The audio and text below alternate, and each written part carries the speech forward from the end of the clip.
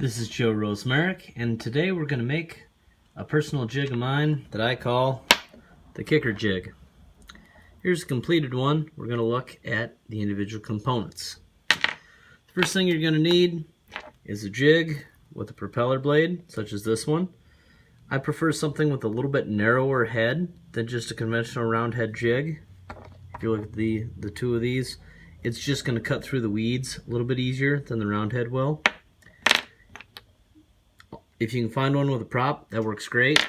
They do sell these individual props, but most of your conventional round head jigs have this bait holder here where you're not going to be able to get the jig all the way up to the weight, and it's going to mess with your presentation. So this one here, Northland Tackle Whistler jig, there's similar ones from other brands.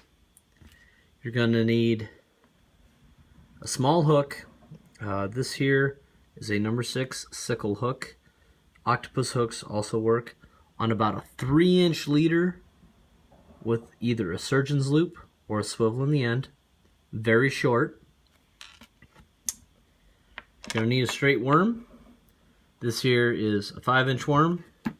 You can also do this with a 4-inch worm. We'll talk about the slight differences between them. A couple nails. This is just like a little 8D general purpose nail. We'll explain that in a minute. So what you're going to want to do, you'll take your straight plastic worm, find something without a tail. If it has a tail, cut the tail off and cut 4 legs into it. If you want to see the details on that, look at my modifying plastics video here on my channel. It's basically just cut the long way, turn sideways, cut each of the cuts. So each of these legs is basically a quarter of the worm. You can do this with a 4-inch worm or 5-inch worm, doesn't matter. It's the same process, just slightly different at the end.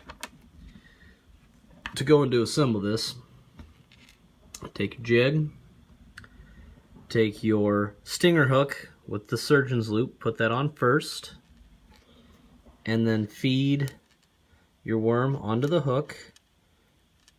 If you have questions about putting plastics onto a jig, I have a video about that on my channel. You want this jig to hang straight, and you also don't want to interfere with the propeller. You don't want to push this all the way up so that the propeller won't spin. Okay? So once you have your plastic hanging on there straight, like this, take your hook about where your legs start, go a 1/2 inch up, and bury the hook so the entire shank sits in the body of the plastic, and then just the hook point comes out right about where those legs split. Okay? If you're using a 4-inch worm, right here you'd be done. If you're using a 5-inch worm, I found it highly advantageous to take this nail, this is just a little 1-inch nail, and open up where these legs are, and then shove it right through the center of your plastic, all the way up so that the head is sitting right there where the legs would come together. What that nail does, it does 2 things. 1, it gives you more weight, you sink a little faster, you can cast a little farther, and 2, the head of that is in the way of these legs clumping back together and sitting like this in the water. It keeps them a little bit spread so that when you twitch your rod tip, these legs will all kick like a frog, like something with legs in the water. That's the entire assembly of the lure here. When we go out this weekend, we're going to use this for some bass fishing, and we'll go and show you what to do. This works great because 1, you got enough weight you can drag the bottom if you want. 2, the way it's tied up, you want it to be moving so that this propeller is spinning as you retrieve, so you can fish it over the tops of the weeds.